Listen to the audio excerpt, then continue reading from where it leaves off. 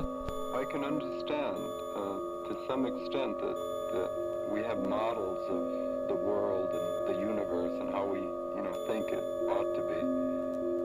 And to some extent, I understand that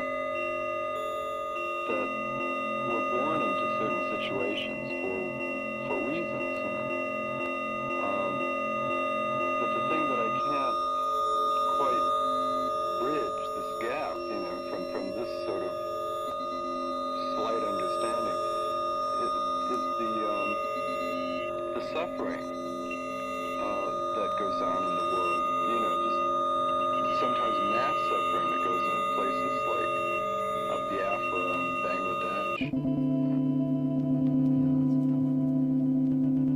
How do you listen to your dharma, and also how do you live in harmony with your karma?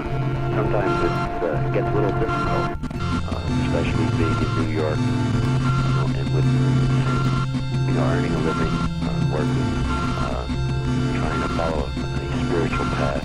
Sometimes it gets a little difficult to feel what's happening inside you, and to listen to it, and to act in accordance with it.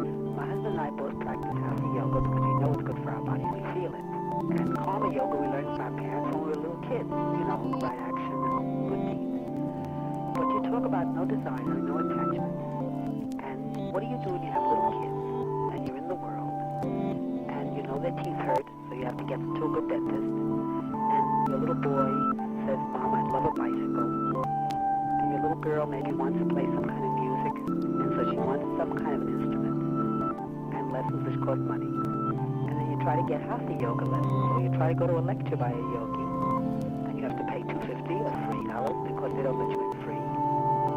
So how do you fight the desire, which comes with having to earn money, and be in the world, and the attachment to these kids who as a psychologist need this attachment, without which they couldn't survive, and which is, in many sense, a very healthy kind of thing. I'm not talking about neurotic attachment, I'm talking about the loving attachment. How do you work that through? If you're alone, if you can live in a little hut in the woods as you do, or as you've spoken about, then I can see that. I can see eating alone. But the only time you get to see your children when you work is at the table. You have to talk. It's the most important time. If you don't talk and you want them quiet because you're tired from working, the kids cry and say, you wouldn't talk to us. So what do you do then about working through living in the world, living with children whom you love and who love you and need you, who are very young creatures dependent on you, and still pursue this path? You're a beautiful being, and I hear you perfectly. No, I love you. I mean, another thing I would like you to help me with too, and that is some kind of belief in God, because I lost that, having been brought up, you must have been in a Jewish household. I lost that at 13 when I saw all the injustice and the cruelty and you say love both sides, you know. But somehow I find also that very difficult. And that my friends share, I'm a psychologist too, and my friends who are mostly psychologists and social workers share the same dilemma. We can't believe in this God you talk about, read about intellectually. It makes it very rough emotionally. Now, how do you talk to me for a little while? Important to serve, to love people, and to remember God.